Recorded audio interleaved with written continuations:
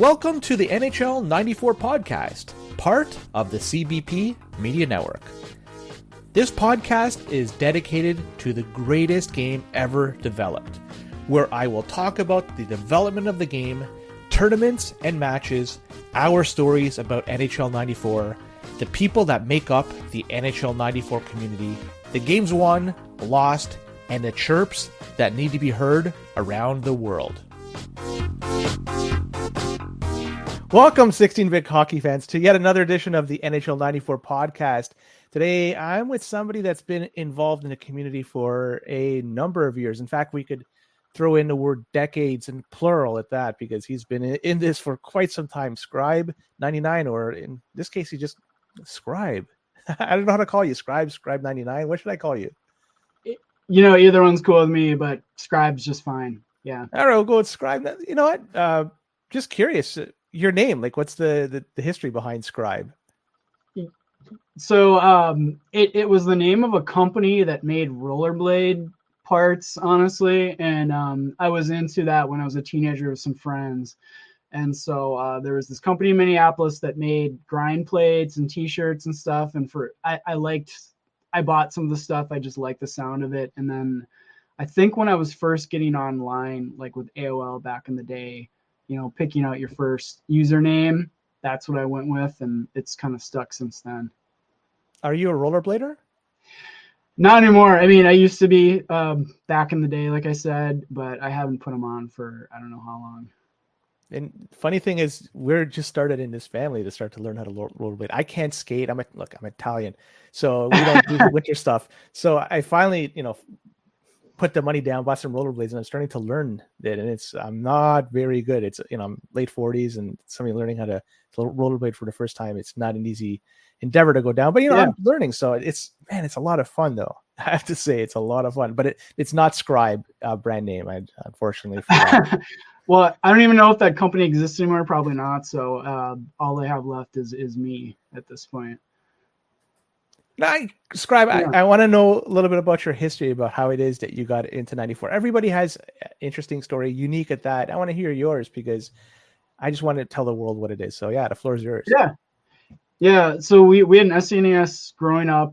I think, honestly, I just saw like one of the NHL games playing in like, I don't know, Funkoland or something, thought it looked cool. My first game was, I believe, NHL PA 93 on the SNES before one-timers. Just played the hell out of that by myself. And then my cousin, who was about my age, had a Genesis. He picked up NHL 94. So that's how I got into playing NHL 94 on the Genesis.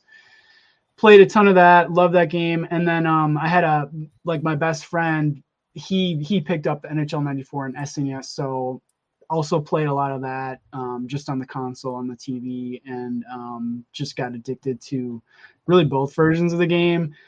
I always kind of felt like I preferred the Genesis one better, and I just didn't have a Genesis growing up, so I didn't play that. And then with online, so I guess we're fast forwarding a bunch of years, but when Xbox Live came out, the same cousin and I, who we played a lot of Genesis 94 on, we got into the 2K football series. You could play it online. We started creating leagues. The leagues got really big. We had a really competitive league. And then that all folded when Madden bought out the rights. So that was like probably right around that 2005 time period. So I pretty much lost my online game of choice, and probably just was looking around on the internet, came across NHL 94, and I think I played a little Tech Mobile online at the time too. I was into that game, and so I think that was right about the time that people started to actually play leagues in 94 online, and so that basically just became the game that I played. I want to go back to the days in which you started, and so you had an SNES growing up. Did you play any other games? I'm curious if you dipped into any other genres, maybe Final Fantasies or. We played. Yeah, my first console was like, and Nintendo NES. NES. So like, played all the big games like Super Mario Brothers, Zelda, Castlevania was my first game. Loved that game. And got into a little bit of the RPGs with like Dragon Warrior. I think came free with like a Nintendo Power subscription. So I was like one of the first subscribers to that magazine or whatever. So did a little bit of that. My brother, my younger brother, is a little more into like RPGs and things like that than I am. I kind of always gravitated towards sports games. So like had played, like I said, Tecmo Super Bowl, that kind of stuff. So I was always more of a sports gamer, I would say. And then, past that, it would be, played a little Halo and some first person shooters, but mostly that kind of genre for me. Did you ever finish Castlevania? Yeah. So not when you. I was a kid. I could never beat that game. You could get so far and keep continuing, but then you'd get to, I think, Dracula at the end, and it was just impossible. So never beat the game. But then one day I was in my 20s, and we took out the NES and we're messing around with the old games, and I just decided that I was going to beat this game. It was like unresolved. First game, had never beat it. And so I just sat down all day and played the game, got back in the groove of it, and finally actually did beat that game. But not Good for you. However long that was, decades later. Good for you. And going fast forwarding a little bit, you were playing the 2K series in football. How pissed are you that EA bought them out, or at least shut them out from at least producing any like quality games that have real likeness to players? And because 2K was doing a great job, and Madden comparatively sucks. Sorry for Madden fans out there. No, old Madden's good. New Madden sucks. It does. Yeah, no, totally. Yeah, so if you don't mind diverging a little bit into the 2K stuff, so I think the first time I played it was on the Dreamcast, and the movement of the players is so different to me than Madden, where I think like to encapsulate it, Madden, it feels like you're driving a car, like you're kind of steering stuff. The animations just sort of like happen, and where 2K was just way different in the way you felt like you could really move the players, you could bounce off tackles a lot. So it was just felt a lot more organic. And then it moved on to the Xbox with Xbox Live. Got really into that game. I even had a quick little side story on that. We had this really popular league that we created a website for, got some of the best players in the league. And at the time, I mean, I was ranked, I don't remember anymore, but I was like ranked up there, like top 15, top 10 in the world probably. And, holy cow. And then we had this league for a few seasons, and about halfway through, one of the guys that was in the league whatever, we were probably using AOL Messenger at the time. He tells me that he's a producer of the game itself. I didn't believe him. And it turns out it was true. And so my cousin and I, at some point, he lived out of state. I went out to visit him. The studio was outside of San Francisco. So he invited us to come meet him. We had lunch with him, saw his place. And then, I don't know, a couple of months later, he actually offered me a job, like promoting their leagues, their online leagues, because they're moving into they were going to host on 2K5 online leagues for the first time. So this is coming off of 2K4. And at the time I was like in between finishing my college degree, and I had already set up what I was going to do. So I turned him down.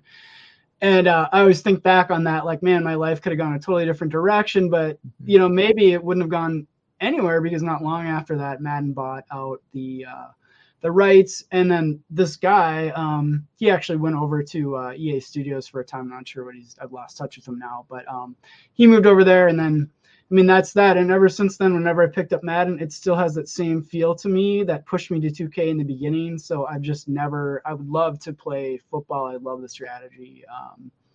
It was just so much fun to I'd spend so much time creating different defenses and just scheming offensive stuff. So way different than NHL 94 and what you can do that way. But yeah, I mean, it's just never come back. So it really killed a whole community, honestly. Yeah, and let's go back to 94, because I think people want to hear more about that, and especially considering all your involvement and your accolades in the past while. You've been the runner-up in one of the King of 94 tournaments. Is that correct? That was last year, the last tournament. And how many of those tournaments have you partaken? So let's see. I think just the last 2 years. They I don't remember what year they started the King 94. I was just a little bit out of the scene at that time, got busy with other things, and so the last 2 years I've attended, and those have been the ones that have happened since I've kind of come back into online play. Huh. And so what happened last year when you finished second? I mean, I'm curious to hear like your story of who beat you and how did that happen? Okay, what did happen? So I'm trying to remember. So I think I came out of the bracket. So we have group play first. They had this year a kind of elite group. I think I was on the cusp of getting into that elite group, and that group they all had seeds in the final bracket reserved to them. So that was just about seeding. So I was in the bigger group. I think I lost one game in that group to Mr. T, made the bracket, and then man, I have to go back to remember who. I think I played Chaos first in the bracket. Then there was a big upset. Someone beat Raph. I can't remember who it was right now. So otherwise I would have played him, which is huge because he's beaten me in live tournaments and probably would have done that again. So so then I think that might have been SPAC. So then I played SPAC next, had a great series, and I might be forgetting someone in there. Played AJ. He then I can't remember if we just played one game, two games, whatever, but he knocked me into the losers bracket, and then I was basically had to beat Kaze to get back to the winners final, which was if I don't know, I've watched that game a couple times on YouTube because it's such an unbelievable game how that happened. He easily could have won. It was just like this crazy sequence of events. Then did beat him in overtime and then made it back to face AJ and at least gave him his first loss of the tournament. But he I think he beat me. He was up a game from being in the winners bracket, and then he closed it out with 2 wins to my 1. So Kaze, that's how you pronounced his name? I could be corrected on that one. That's what I'm going with. So is that one of your most thrilling wins? That was, like yeah. I mean, the way you're talking about it, you're talking so fondly of it. Well, so it was, I told EA after EA was at the tournament, he's a great guy. If you've talked to him before, he's just got so much enthusiasm. And I was telling him is like, it was really, I was down 3-1 with, I don't know, a couple minutes to go. Somehow got back in it I scored a lot of just unique goals too. I had a 5-hole goal. I had a fake shot goal.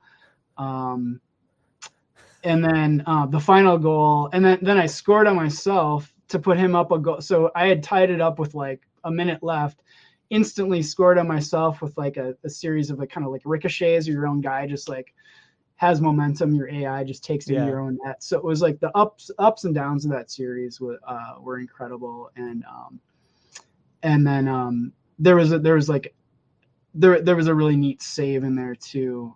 On a penalty shot as well. So just the different plays that happened, and he's a great player, and honestly he totally had me that game, and so I felt pretty fortunate to come out of that one. Yeah, take it. It's a win. There must have been a lot of times you've lost. You thought you should have won, but the NHL gods were not on your side. So this time they were shining on you that day. So yeah, take it. Yeah, exactly. It was just cool. I think what also made it cool was just having that happen live in person with all the people there watching, because it was like the game to go to the finals. So everyone was into that game, and just I thought that was like a cool moment to have it come out in your favor, and to just get to kind of share that excitement with all the people there in person. Yeah. Are you going to participate in the one this year? We're about 2 months away from we're recording right now. So yeah, that's the plan. I've got the weekend reserved the days around the weekend reserved at work. So I just need to book the trip right now, book the travel. And which one are you going to be participating in? Is it going to be both the SNES and the Genesis, or just one?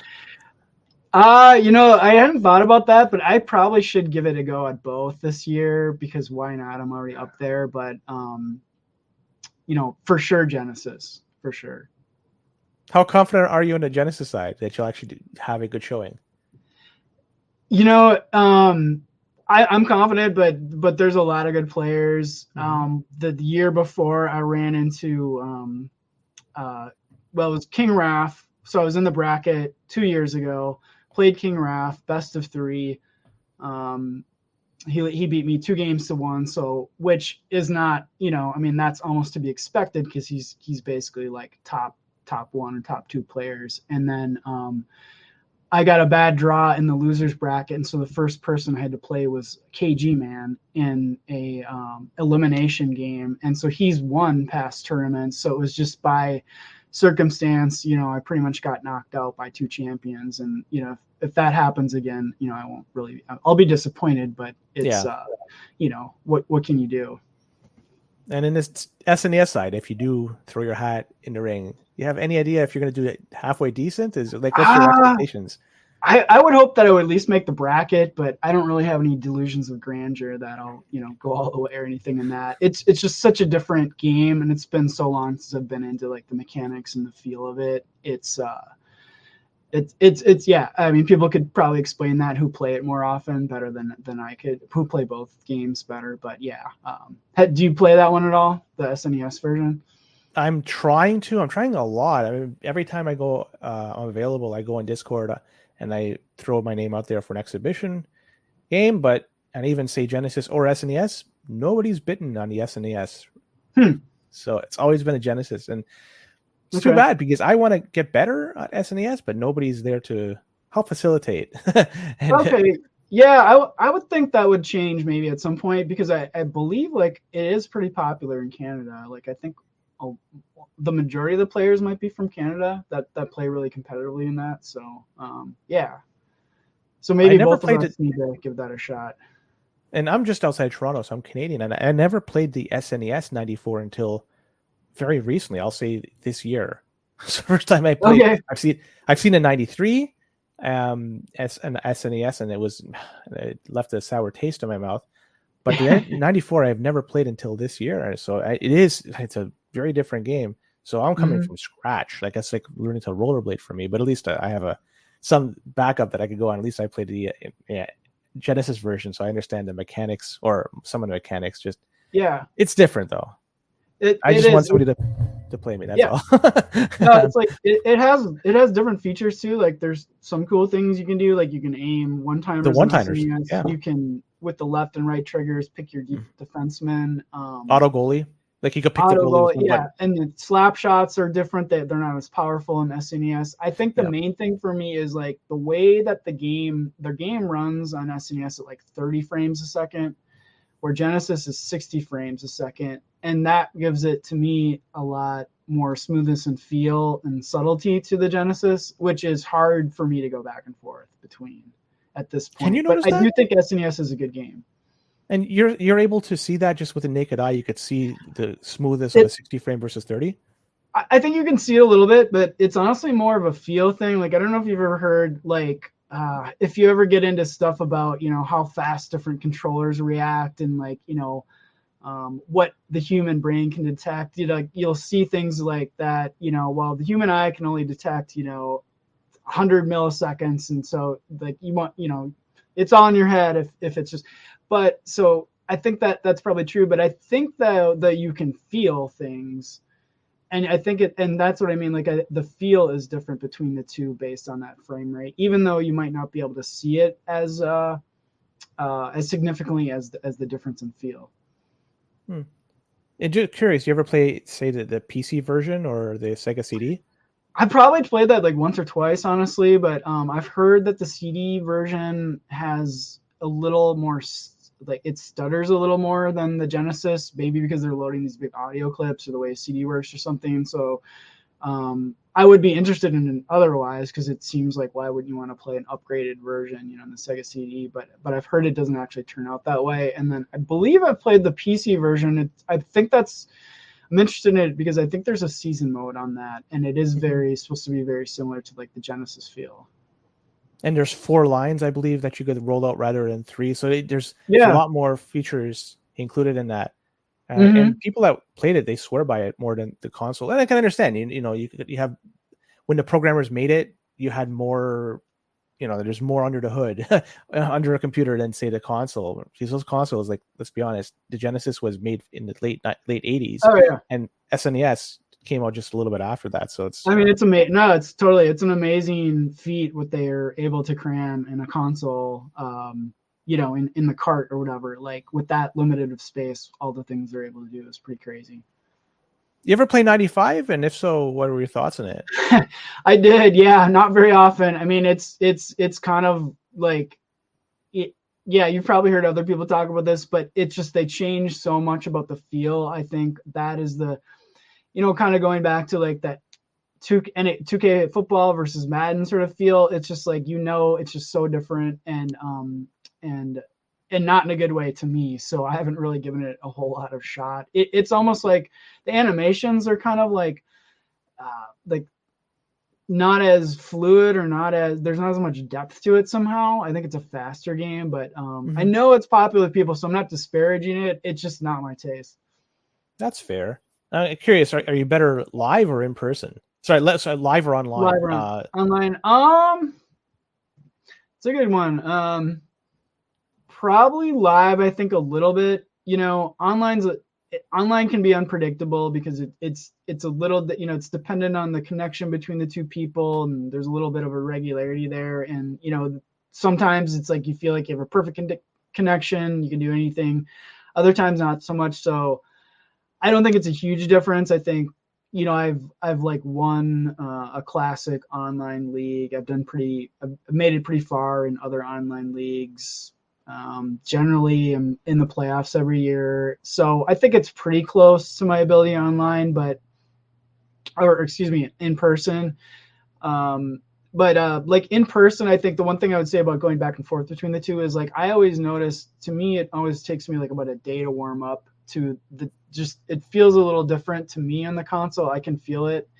And it once you adjust to like the slight difference in timings, then it's usually, pretty natural. It comes back to you. But yeah, I noticed a little bit of difference. So I think for people that are going to go to a tournament, it makes sense to try to get some X's in just to warm up to the feel again. Yeah, it's slightly different. And you've been in this community for a long time, because I took a peek in when was your first post or when you just signed up in the forum. It's 2005, so it's 19 years right now. Yeah. So you're pushing 20 years in this community. Now, in terms of when people are playing online, you've seen the evolution in terms of the connection and the ping slowly getting better. I mean, can you talk about how it was like in the earlier days when you first joined the community? How playing online, like, was it feasible? Was it just laggy? Like, I'm curious, what was it like back in those days?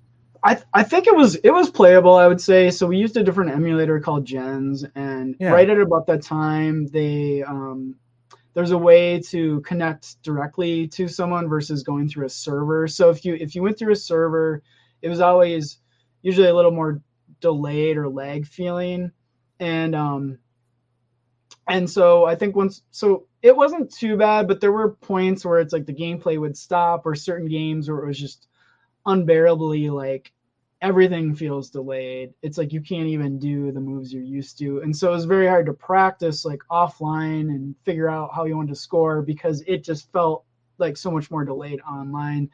I think over time, eventually that kind of got to me, which I think kind of pushed me a little bit out of online back then, because it was just kind of fed up with it not feeling consistent or like as responsive. And I think that's been the improvement with RetroArch. I know there's some hiccups and stuff sometimes, and I've definitely dealt with that, and we're kind of on the upgraded version, kind of sorting out different troubleshooting with people, which is, I think once we get most people sorted out, I think it'll be better than the past version. But I would say anyway, the one big difference to me about RetroArch that does keep me in it is it just, even if you get a little bit of herky-jerkiness on the other player, it always feels very responsive to me, and console-like. And I think that was the hard part about the online. The old online worked in a way that the only way to get people to be able to play each other was just to delay the response from your button press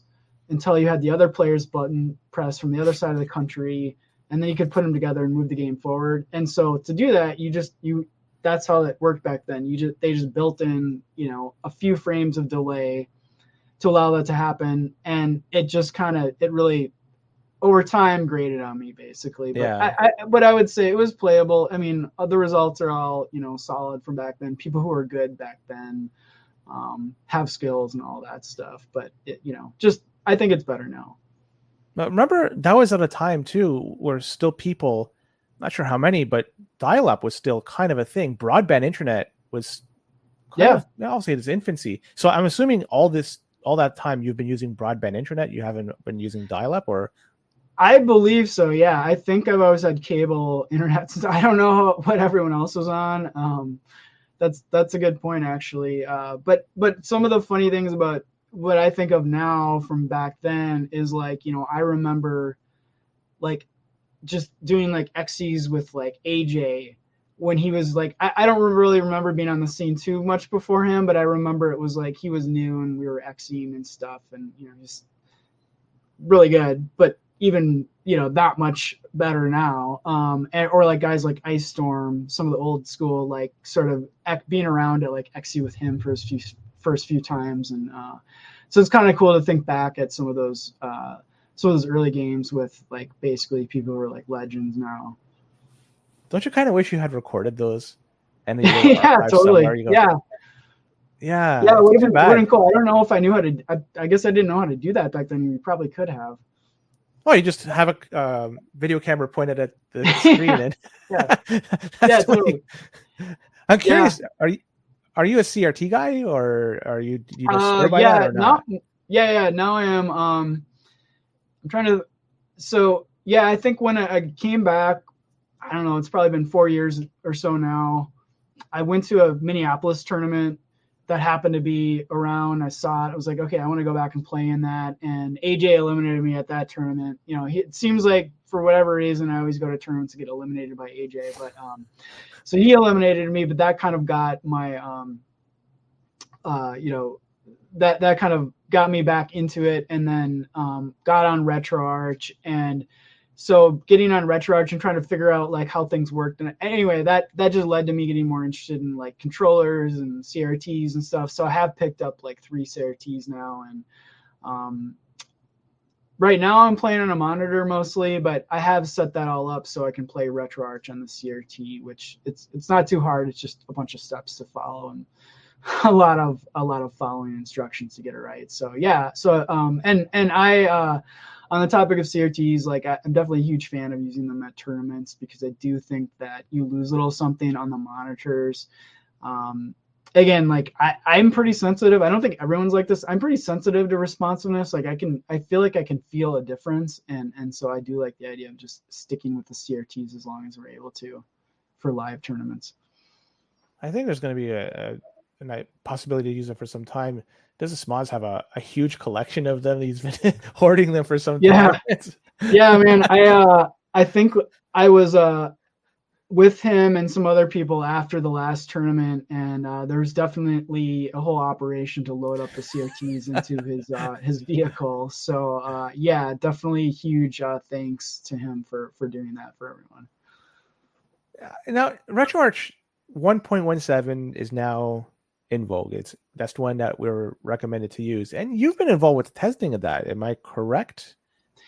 Yeah, I have been. I kind of had a little hiatus in the last couple of months, like as we were getting sort of that all set up. Chaos is really kind of the main, I would say, the keeper of all things like online play, website, and so on. So I had done some testing on the previous 1.110, and then on the new one, sort of just like some offline testing with a couple programs to like figure out what I thought was going on under the hood with some of the settings, and made some recommendations to Chaos. I didn't decide to write up a whole thing because I figured most people wouldn't read it, and it's just kind of all this technical babble. So shared that with Chaos, kind of worked with him on some of the questions around updating settings. And then really like then there was kind of like a testing beta phase. We just wanted people to download it and test a little bit. And I think right now, as we're rolling into it, I try to help out as much as I can with some troubleshooting. I don't know that you can solve everything, but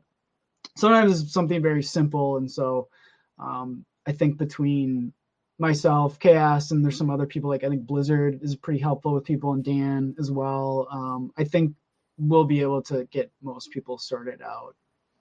I gotta give you all just an applause for what you guys are doing, because it's a lot of work, a lot of testing, a lot of figuring out, and a lot of questions people are asking. And in fact, I'm not sure if you know, but I was asking some questions to do with my setup, and out of the blue, you just DM me and you suggested a setting for me to engage on my RetroArch, and that was well, actually, my computer, to set it to 60 hertz rather than being 144 hertz, and yeah, I've been in 60 hertz ever since. So like you just like out of the blue just sent me a DM, which is really cool. So, well, that's what I mean. So like some of the people that are troubleshooting, you know, not to totally spill the beans, but you know, KS was I was messaging KS, and we were talking about different things like that, and he said, oh, why don't you message Len? I think he had, you know, something about whatever the setting was, or the screen refresh rate. So I also have a 144 on my laptop. So the only reason I know much is because I love the game enough and the RetroArch, and I just get into testing out different things here. So it's just really been the process of just seeing what happens on my end. But of course, I don't have your computer or other people's computers, so I'm kind of taking my best guess at yeah, that'd be helpful. There's a lot of variables here, and you're just taking the best, like as you say, the best guess to figure out what works best. But and from what I understand, you're doing a lot of testing with the video drivers with 1.17. Is that correct? I was, yeah. So like I'm trying to simplify this, so because I didn't want to do a whole on write up. KS kind of understands it, but basically there's a couple programs you kind of monitor, like I'll start here. So like, you know, the game runs at 60 frames a second. And so you can monitor each frame as it gets sent from like the program all the way to being displayed on your monitor, like step by step. And so I was just running kind of on our 1.10 settings and changing up the video driver, and changing up I have a monitor, I have a laptop screen, window, full screen, and just kind of seeing what was happening, what the differences were. And then I put all that on a spreadsheet and could kind of understand some patterns and what I thought was happening. Is basically, I think in net play, you really want it has to be able to like synchronize the frame that you're sending and the frame the opponent's sending. And when that kind of gets herky jerky or it just makes it harder for net play. And I think that's my theory, is that kind of leads to some more of that jumpiness. And so I was kind of looking at what settings can we do that seem to provide the most consistent results across a laptop screen, windowed full screen, the different drivers. So I was just kind of running through different tests. I had some time on my hands, honestly, so I was happy to just like spend an hour or two in the evening just running through stuff like that. What's the recommended driver that you would suggest people use? Now, of course, you know, your mileage may vary, but I'm curious what you would suggest. Well, I don't think there's so right now we're default on this D3D11. I think the D3D12 is just fine. I think the GL is just fine. It's more about, some of the settings that we could use. I try not to make it too complicated. Basically, there's kind of like some adjustments within those drivers that apply to all the drivers, and depending on what you pick, you'll get some different results as that frame goes from the program all the way to the screen. And so like, I think what we're on right now, like we could try a different driver. I think they'll all be pretty similar as far as the drivers, but yeah. So I'm sorry, I'm resisting the urge to get super in the weeds here. I have no problems if you want to go into the weeds. Absolutely. Okay, I'll try to make it simple. So it's like and be as technical as you want. I don't care. People want to hear this probably. Okay. If they don't, screw them. Okay, so so the old RetroArch, we were running a setting that basically locked in the frame rate or the FPS that you see to the exact speed of the console. That same exact speed that Genesis runs at. That really sounds good in theory, but the way RetroArch is made to run by default doesn't do that. It actually looks at how it looks at the speed of your monitor. So like if you have a 60 hertz monitor, and it matches the speed of everything to that. And it does that because it wants to keep the audio and video in perfect synchronization. So instead of having something that runs, because the Genesis console runs a slightly weird like speed. It's like a little slower than that. So instead of doing that, it just bumps everything up just slightly to what your monitor is, which most people are like right around 60. So it's very close. And so what I was looking at was on the old system where we were locked in the frame rate, it looked like the frames as they're being delivered from the program all the way to the monitor, it was like, it wasn't steady. It was like this, sometimes they'd be delivered slow and fast. So it was like going like this constantly. And then when I just changed that setting and kind of set it up how RetroArch is kind of just default setup, everything got super smooth. And then you could kind of change those little sub settings I was talking about to give it a little more like buffer. So it would take longer, but it would all be smooth. And so I was kind of theorizing that like the setting that locks in the speed, it might be affecting us in net play. And so I wanted to test out, okay, what if we just set this all up how kind of RetroArch comes out of the box? Let's try that and see if that steadier pace from a frame, kind of basically the time that the frame takes to get all the way from the program to your screen. If that's steady and everyone's steady, maybe we'll get a better result. I personally was getting a lot of like jitter on the old system. I know not everyone was getting that. There could be some explanations around that. I think that would be a little too boring, but it was just, to me, I wasn't having a good time on 1.10 because, and that's what I thought was probably some of the cause of it. But this under the new setting, it does really matter that you kind of have things. It should be fine out of the box, but there's a couple things on the computer side that we're trying to troubleshoot for different people that aren't too complicated that should hopefully kind of fix up any things that are making the default RetroArch setup that we have now not run smoothly. So do you think that then with the settings we have that you guys all have suggested for everybody and the new 1.17, do you think that things are now better compared to 1.10?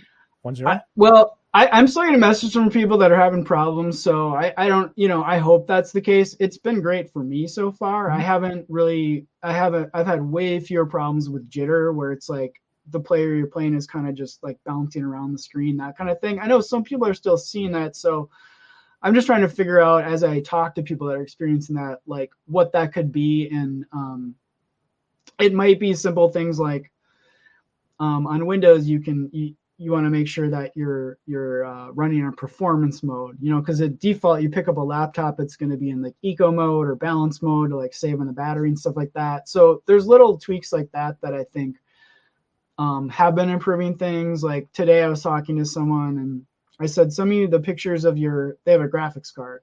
Send me the picture of your graphics card settings. So this is outside of anything RetroArch. And I was looking at my notice, that one setting that's on right there, that could affect how these frames are coming through to your monitor, and that could lead to some difficulty. So hey, like I've played with that setting before, so I kind of know what it does. So my suggestion was like just turn that off because I know it's not going to hurt. It's not going to help you. Even if it's on, I think it could hurt you. And they got back to me and said, yeah, this is actually better now. So I think there's just some of that where, we all have different computers, different graphics cards.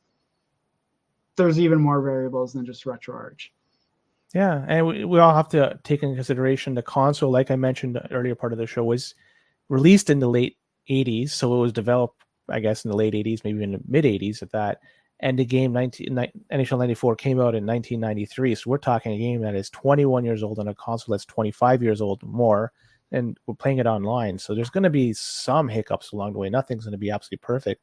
And given what I see right now, I experience the odd problem here and there, but it's less and less, it seems, these days. I mean, for me, it seems like 1.17 is a step in the right direction from 1.10.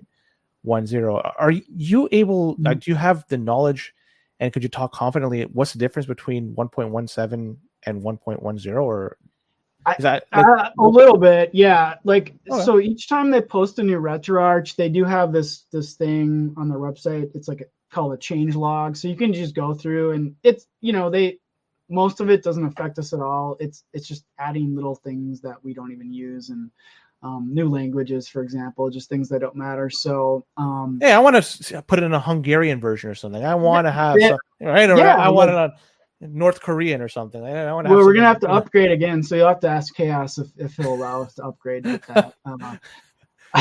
But yeah, no. So I guess I can't. I think they've made some improvements to the NetPlay code, things like that. But I'm not aware of a big change. Just I know they've done a little bit of work on NetPlay. They're always kind of like just finding little bugs in RetroArch itself and improving those. So I'm sure there's just some basic stuff like that that's improved. But like generally, the one thing that just popped in my head is, so they did fix the two drivers. I think it was both D3D 11 and 12, because on 1.10 they had some issues with I don't know how to describe it well. Basically, how the frames are presented or delivered. That there were some bugs in that, and I also think that kind of affected some things too on 110. So those are fixed now. So that's why we're on the 11 driver, because it's been fixed. So that is actually a big change. Now, for somebody like me, I'm, I guess, the redheaded stepchild when it comes to this, because I don't run Windows, I don't run Mac OS, I run the other one, I run Linux, right? So it's very different, I guess, in some regard, and very similar in other regards. But in terms of the video driver, Vulkan is the one that I use. Can you talk about, is that at all? Like, because I mean, it's the best of the one it's supposed to be good. I mean, it's supposed to be like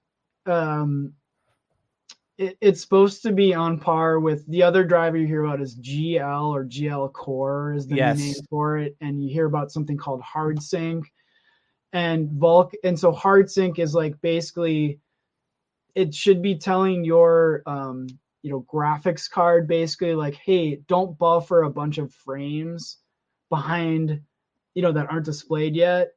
Like limit, because because basically the graphics card might just run as fast as it wants, and they're super fast or running this old program, so it could just like spin up a bunch of frames before you're even ready to interact with it or present it or whatever. And when you buffer a bunch of stuff, like sort of like the inputs, your controller inputs kind of get stale and old, and so then when it finally displays, it just kind of creates this situation where there's going to be some like delay or lag feeling. So what HardSync is doing is telling the driver or your graphics card, hey, don't buffer all these extra frames. Like, I just want it like run kind of when I need it. And then you get more responsiveness. And so anyway, back to Vulkan, like Vulkan kind of has that supposedly built into it, and it's a more modern driver. So it is supposed to be really good. So I don't think there's anything wrong with Vulkan. I don't think there's a whole lot of differences between the two, but like, I think it's fine if people start, if we eventually gravitate toward one or the other. Like, I've used this GL driver on my setup here, and I get, so this goes into help channel stuff, but like, we set it up now where you can hit a key and you get these technical stats that you don't need to really know what they mean or anything, but is that T for us when we're troubleshooting. And so anyways, for that, I get my best stats personally, but they're all good on all the drivers, but I get my very best stats on the GL driver for whatever reason. So it might just come down to different hardware, but I don't think they're that significant of differences, honestly. And when you hit that letter T and it brings up all those stats in the left-hand side, top left-hand side, there's one particular stat that's showing up, and deviation or something like that, or is this ringing a bell? Yeah, it's called frame deviation. And so basically what it's doing, it's like, it's measuring, so you see your frame rate, your FPS. Let's say that's just 60. And once in a while you see it kind of goes like 60.1, maybe it goes 59.9. So there's this, and so it's measuring like how on the mark the frame is delivered to when it's supposed to be delivered each and every time. And so the lower that percentage is, the more just like steady, like dialed in, it's just hitting the exact mark it wants every single time. And so when that percentage goes high, and again, this is stuff I'm theorizing a little bit. When that gets high, to me, that means like you're probably going to have some problems in net play, because in net play, it's even like a higher bar. It's like very important that everything is very like steady and synchronized, like sort of like when you're internet, if you're on Wi-Fi, you're kind of going up and down a little bit, same kind of principle. So I look at that percentage, and I like people to run it offline, because if it looks high offline, that tells me, okay, that's actually kind of nice to see, because now, okay, there's something on the computer that we can try tweaking to see if we can make that better. So it's not just, net play or what something happening there. It's likely that we need to turn on a setting or turn off a setting somewhere to get that more steady. So like when I run that on my setup, like offline, I'm like sub 1%. It's like that steady. It's like I can get like, half a percentage point. And I don't know that everyone gets it, but like generally, like you might see 3%. It's all like pretty low numbers there. And so when I start to see high numbers on that, I think what is high? Something's going on. What's that? What is a high number? Like, what would you say? Oh, that's well, troublesome. this is just my sense from like playing so many games, and I just leave those stats on when I'm playing. So generally, like on RetroArch 110, I would always see 3.5%, like just about every time. It's like 3.5%, and that was pretty much like you couldn't get lower than that. That was the old settings, and it worked very well. I still got some jitter or whatever, but like, so I look at that, and now I get much lower than that on these new settings. Like I said, like, 0.5%, sometimes below 1. So it's even smoother. So anyway, if I start to see it offline on your computer, I would say if it's starting to go like over 5 or 6%, then it starts to seem like it's kind of stuttering a little bit, even though you might not be able to feel it or see it very much. But I look at that, and I think it probably can be steadier. I know it can be on my computers, and like I don't have like kind of some kind of supercomputer or anything, so it's just a way of telling. I don't know exactly what number is too much or anything, but it's just more of me seeing those numbers for so long, and so I would say, yeah, like offline, if you're like over 5 or 6, maybe something's up. Online, usually it's always going to be higher online. So my like 1%, if I'm hosting, that might be 6% when I'm hosting, or 7% or something. When it starts to get like 9 or 10, then I'm like, okay, something's up here with whatever's happening. And that might mean, honestly, that because the net play is like resyncing your connection with each other. And so if that percentage starts going higher, it tells me, okay, it's having to do more syncing, and that's why the timing isn't quite right, because it's just having to sync you up a lot more. So it's just a way to kind of understand if something's going awry. That's good. So yeah, press T, take a look at that. I'm going to take a look at that way more in depth now. That's very interesting information. I want to thank you for that. In terms of hosting versus client, is there any difference that people should notice, or like, especially when you're looking at these numbers? I mean, does the client look at it differently than, say, the host? I thought, well, on the numbers, like it seems like what I've seen is when you're hosting, your percentage goes a little higher than if I just join someone, I'm going to have a lower percentage. I think that's because the host is doing a little more work of the connection. Maybe it's the one, maybe the host is, I don't know exactly how that works, so I'm kind of speculating, but I think basically the host is doing a little more work. If there's a need to kind of resync the two players, that machine is the one kind of doing it and sort of leading things. So I think it's just doing a little more work. And so the host is generally going to have a little higher percentage. In terms of who's going to have the worst of it, I know the theories are kind of like the host is usually going to get the worst of it. My experience so far in 117, I've hosted a lot. Like I haven't seen any jitter or any teleporting at all, which is strange because I know other people have said, oh, I got a blip there. And I've been the one hosting. Generally, I've seen that kind of at the very beginning of the game for whatever reason, like when you just start out. Yeah. And if that happens, I usually just hit reset. Okay, let's start over again. And basically every time so far, it's been totally playable and smooth and hasn't teleported at all for me. So I don't know if that still holds true on the new RetroArch. I think that was pretty much the case on the previous one, where generally the host will get the worst of it. I just don't think either on either of them that was always true. I think there could be more possibilities in that. So when is it going to be a change to a newer version? I know we just switched to 1.17, Yeah. but 1.18 is stable, Uh, and 1.19 is in the beta version or whatever you want to call it. It's the alpha or so. I When we mean, switch? I'm guessing not for a while because it's a lot of work to switch everyone, Yeah. and go through the troubleshooting stuff. So I mean, that would probably be a chaos question. But if he told you not for a long time, 2 years or something like that, I would have no issue with that because I know what all the work it entails, which is when we're still trying to get kind of everyone up to speed on the new one. So probably not for a while. But I suppose if something amazing comes out, and I usually pay attention to it, then that could change things. Like they make some huge Yeah. improvement or something we really want to use, then that could be a game changer. Until then, it's steady Eddie with this one. We'll still stick with 1.17 for some I time. think For so. better or for Yeah. worse, I think for the better. Let's Yeah. steer this ship back to Okay. NHL 94, the game itself, because there's a few questions I want to ask you specific to that. Because there's been a lot of new players joining up lately, and I'm wondering maybe if you could give some tips to some of the new players in that, because you're one of the better players, especially on the Genesis side. Let's be perfectly honest here. You have a lot of skill. So what would you tell them in terms of like what they should do to better their games? Yeah. Well, like when I got back to online play, let's see. So it's a long learning curve. Number one, keep playing, same kind of thing. Just keep playing, keep practicing. Um, that's just general stuff. I would say learn the different techniques you see. I think the game is like it's a combination of like there's technique. It's not that difficult. It's not like Smash or something like that where it's really, really technical. It's a little technical.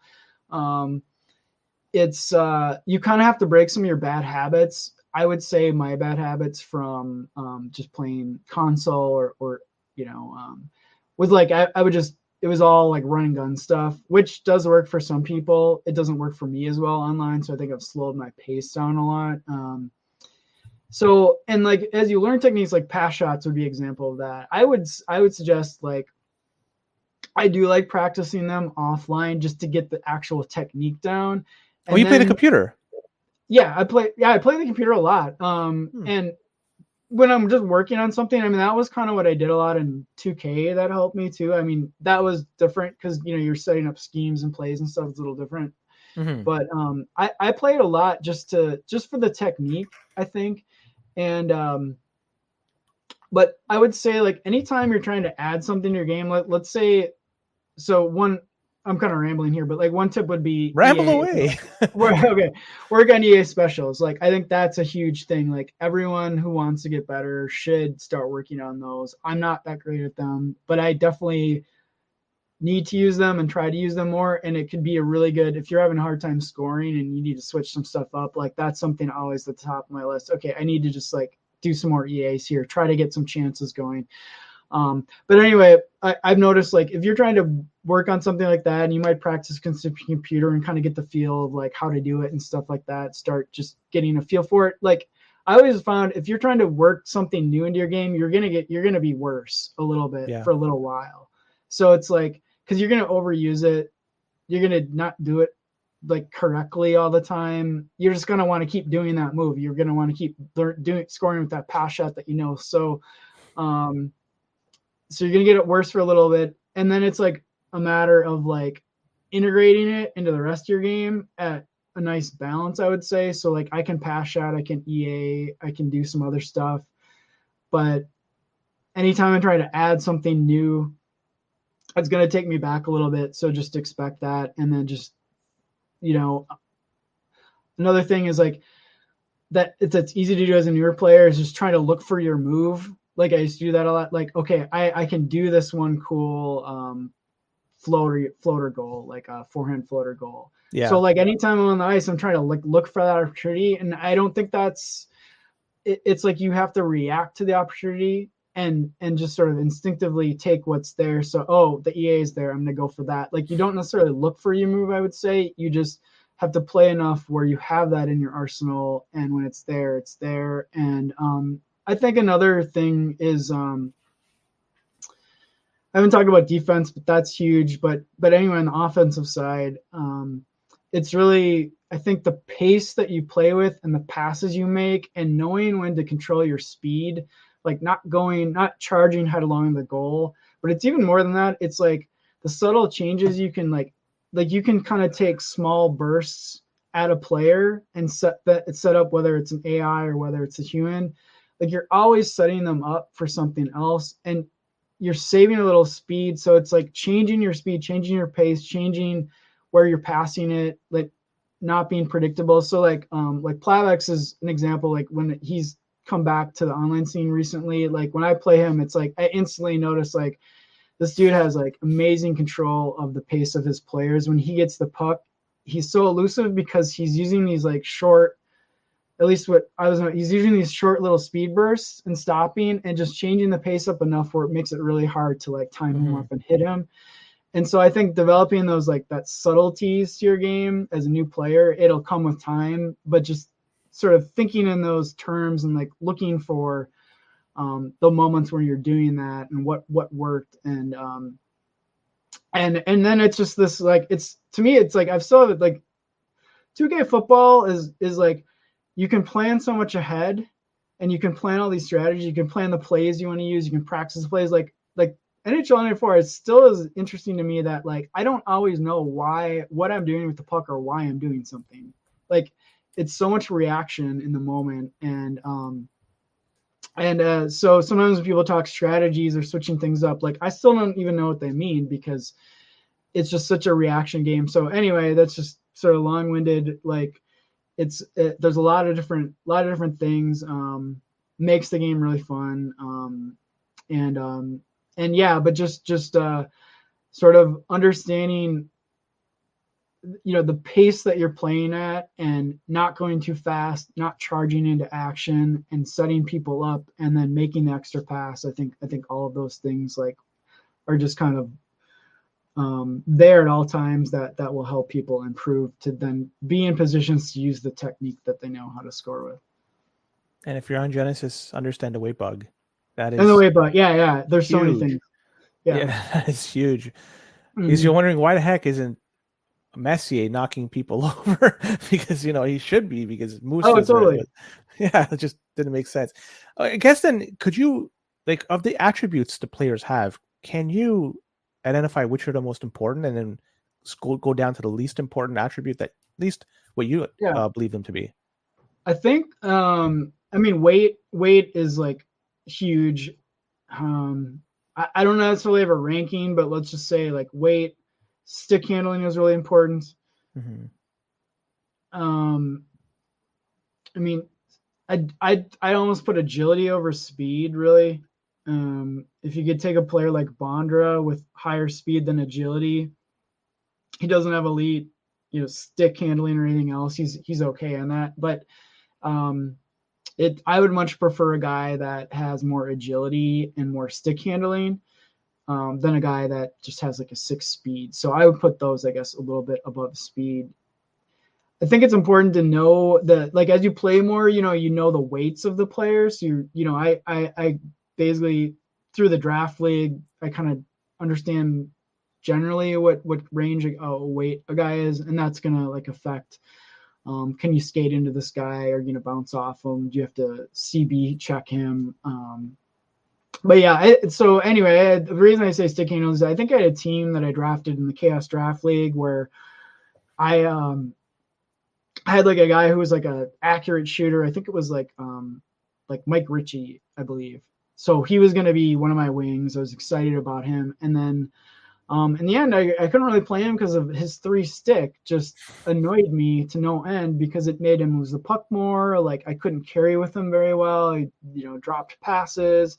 It just kind of messed everything up. And so I ended up playing like Pat Falloon over him that has like a 4 stick and similar ratings. But, overall I was thought of as the worst player. So stick handling is right up there. I think, definitely don't overlook that one. So we're up against an hour, so I think it's a good time to transition to the next segment of the show, some rapid fire questions. Okay.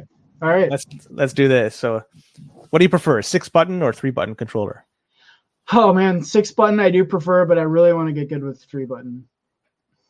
What's better, 2K NFL or NHL 94? Oh man, that is tough. Shit. There's no wrong answer. I'm still sticking with. I guess I have to stick with 2K football. That was kind of my first love.